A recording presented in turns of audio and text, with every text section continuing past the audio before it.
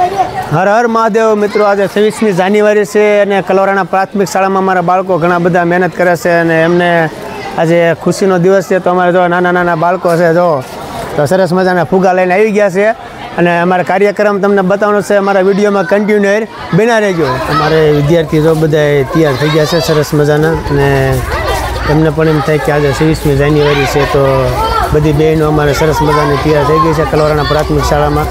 નાના નાના બાળકો પણ આનંદ આવે છે. જો અમારે આ બધા બહેનો પણ અમારા ઉર્વિસાબેન છે, પછી આ 26મી જાન્યુઆરી તૈયારી કરી ગઈ છે. તો અમારા બાળકો પણ જો સરસ મજાનું વિશે આપણે ફૂલોથી શણગાર્યા છે અને બાળકો પણ એમને એમ થાય કે અમારી પ્રાથમિક શાળામાં એક સરસ મજાનું આયોજન છે. તો બહેનો પણ સરસ મજાના તૈયાર થઈને આવ્યા છે અને વિડીયો પણ સરસ મજાનો અમારો જોતા રહીજો બધાય, અને બાળકોને પણ પ્રોસેસ આપતા રહ્યું કે આવીને આવી મહેનત કરતા રહીએ કલોરાના પ્રાથમિક શાળા. મિત્રો, કલોરાના પ્રાથમિક શાળામાં ધોરણ 7ની અમારે જે બહેનો છે તો એમને એક આપણે સરસ મજાનું આયોજન આપણે 26મી જાન્યુઆરીમાં એમનું 5 બહેનું છે એટલે એમના પણ નામ પૂછી છું કે તમારે કેવો ડાન્સ કરવાનો છે. તો શું તમારું નામ શું છે? તલવારો પે સરવારદી. તલવારો પે સરવારદી એમનું ગીતનું નામ છે. તો ધોરણ 7ના બહેનો, તો તમારું પણ નામ જણાવો. શેખ ઉર્વિસા. ચાપડિયા જાનવી. વાઘેલા એકતા. કુકડિયા દ્રષ્ટિ. રાજપરા જલપા. તો મિત્રો, સરસ મજાનું આપણે બહેનો પણ અહીં આયોજન કરે છે અને સારી એવી મહેનત કરી 1 મહિનાથી પ્રેક્ટિસ કરે છે. તો બહુ સારી એવી મહેનત કરી છે, પણ એમનો તમને ડાન્સ બતાવીશું અને સારો એવો વિડીયો બનાવીશું આપણે, કારણ કે વિડીયો તો ઘણા બધા બની ગયા છે, પણ એમના કદાચ 26મી જાન્યુઆરીના આપણે 2 ભાગ પણ થઈ શકે. તો અમારા વિડીયો જોતા રહીજો અને કોમેન્ટો લખતા રહીજો. જય હિન્દ, જય ભારત.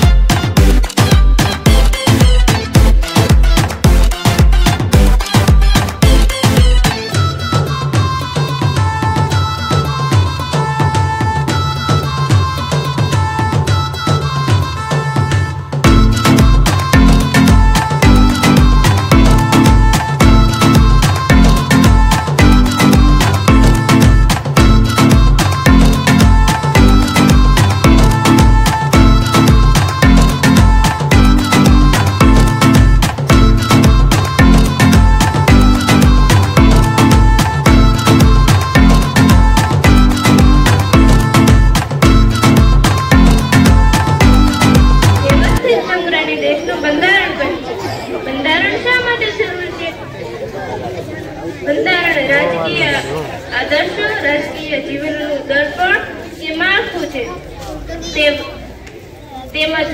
ભૂતકાળનું પ્રતિબિંબ, વર્તમાનનું ગૌરવ અને ભવિષ્યની આશા છે. કહેવાય ને કે રીતિ વિના નીતિ નહીં. અલબત્ત વુડરો વિલ્સને પણ કહ્યું છે જે લોકો પોતાની સરકાર કેવી છે તે જાણતા નથી તે લોકો સ્વતંત્ર તેમજ સ્વતંત્ર પોષક સંસ્થાઓ લાંબા સમય સુધી ટકી શકે નહીં. વિદ્યાર્થી મિત્રો, આપ જાણો છો બંધારણ ઘડતરની પ્રક્રિયા કઈ રીતે થઈ? આઝાદી પહેલા બ્રિટિશ સરકાર દ્વારા 25મી માર્ચ 1946 ના રોજ 3 સભ્યો કેબિનેટ મિશને આવ્યા હતા. ભારતની આઝાદીનો ઉકેલ શોધવાનું કાર્ય સોંપવામાં આવ્યું હતું અને તેના આધારે બંધારણ સમિતિની રચના કરવામાં આવી હતી. બંધારણ સભામાં કુલ 389 જેટલા સભ્યો હતા, જેમાં જુદી જુદી કોમ, ધર્મ, જાતિ, લિંગ તેમજ ભૌગોલિક પ્રદેશના વ્યક્તિઓ તેમજ વિવિધ તજજ્ઞ વ્યક્તિઓનો સમાવેશ થાય છે. તેમાં સરોજની વિજયલક્ષ્મી પંડિત, સરોજની નાયડુ જેવા 12 સ્ત્રી સભ્યો પણ બંધારણ સભાના અધ્યક્ષ ડોક્ટર રાજેન્દ્ર પ્રસાદ હતા. 9 ડિસેમ્બર 1946 ના રોજ બંધારણ સભાની પ્રથમ બેઠક મળી. આમ આવી કુલ 166 બેઠક બોલાવવામાં આવી હતી. 26મી નવેમ્બર 1949 ના રોજ આપણું બંધારણ તૈયાર થઈ ગયું હતું. એટલે કે 2 વર્ષ 11 મહિના અને 18 દિવસ જેટલો સમય લાગ્યો હતો. 9 ડિસેમ્બરે આપણે બંધારણ દિવસ તરીકે ઉજવીએ છીએ. તો પ્રશ્ન થાય કે આપણે 26 જાન્યુઆરી 1950 ના રોજ બંધારણ શા માટે અમલમાં લીધું? તો ભારતે 26 જાન્યુઆરી 1930 ના રોજ પ્રથમ સ્વતંત્ર દિવસ મનાવ્યો હતો. તે દિવસને યાદ રાખવા માટે આપણે દર વર્ષે 26 જાન્યુઆરીએ પ્રજાસત્તાક દિન ઉજવીએ છીએ. બંધારણમાં પ્રથમ 395 જેટલા અનુચ્છેદ, 22 ભાગ અને 18 અનુસૂચિ એટલે કે પરિશિષ્ટ હતા. ત્યારબાદ બંધારણમાં સુધારા થયા અને 445 થી વધારે અનુચ્છેદ, 25 ભાગ અને 12 પરિશિષ્ટ થયા. હાલ અત્યાર સુધીમાં 107 વખત સુધારા કરવામાં આવ્યા છે.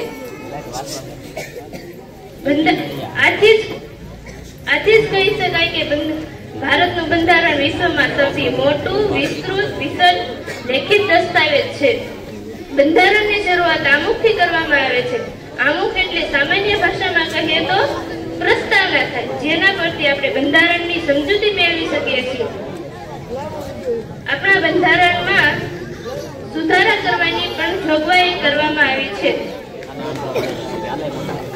કલમ નંબર 368 મુજબ સુધારો કરવામાં આવ્યો હતો. 1976 ના 42 ના સુધારામાં આમુખમાં સમાજવાદી, બિનસાંપ્રદાયિકતા અને રાષ્ટ્રીય એકતા જેવા 3 શબ્દો ઉમેરવામાં આવ્યા હતા. આ સિવાય મૂળભૂત હક, મૂળભૂત ફરજ તેમજ એક જ નાગરિકત્વ જેવા એટલે કે આખા બધા દેશના લોકો એક જ છે. તાજેતરમાં કલમ નંબર 370 જમ્મુ કાશ્મીરમાંથી હટાવી દેવામાં આવી હતી.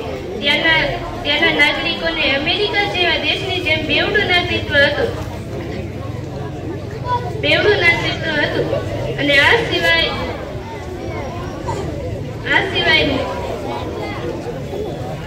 સાર્વત્રિક મુક્તવે મતાધિકાર, દ્વિગૃહી પ્રથા, બિનસાંપ્રદાયિકતા તેમજ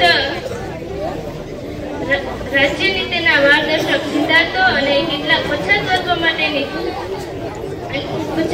માટેની આદિ જાતિની જોગવાઈ પણ કરવામાં આવી છે. આ પરથી એટલો તો ખ્યાલ આવે ને મિત્રો કે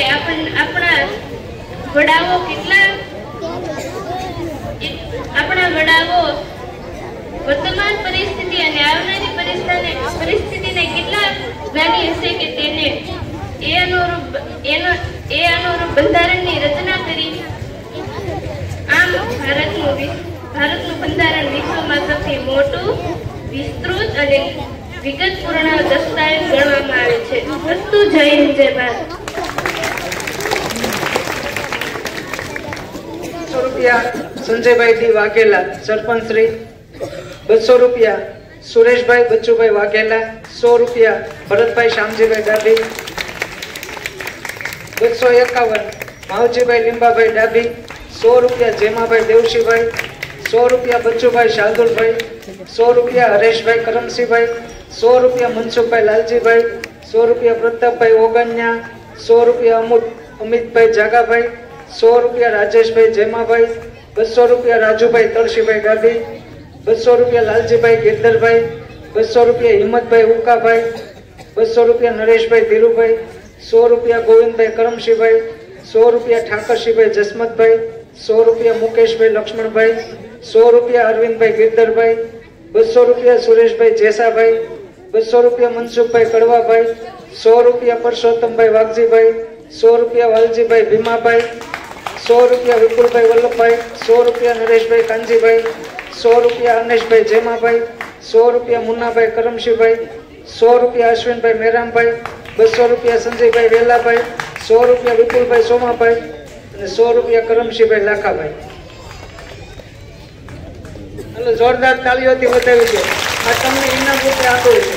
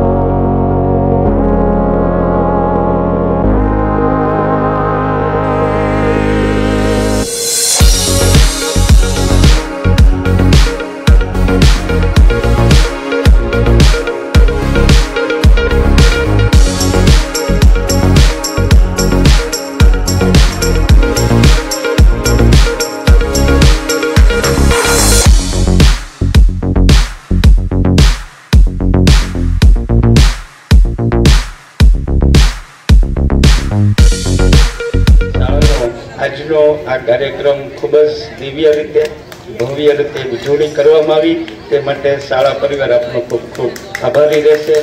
ભવિષ્યમાં પણ આવો જ કાર્યક્રમ આથી પણ સુંદર કાર્યક્રમનું આપણે આયોજન કરી શકીએ તે માટે આપ સૌના સાથ સહકારની જરૂર રહેશે અને આપ આપશો એ માટે અમે આપના સદા ઋણી રહેશો. આવી રીતે સાથ સહકારથી આપણે પણ ઘણા કાર્યક્રમો કરશું. Okay, thank you. આ સાથે આજનો આ કાર્યક્રમ છે એ સમાપન જાહેર કરવામાં આવે છે. આજે ઘણો બધો અમારો વિડીયો બની ગયો છે. કાલે ફરી મળીશું આપણે વિડીયો પર. આપ સૌને હર હર મહાદેવ. તો અમારો વિડીયો પસંદ આવ્યો તો લાઈક કરો, શેર કરો અને સબસ્ક્રાઇબ કરો.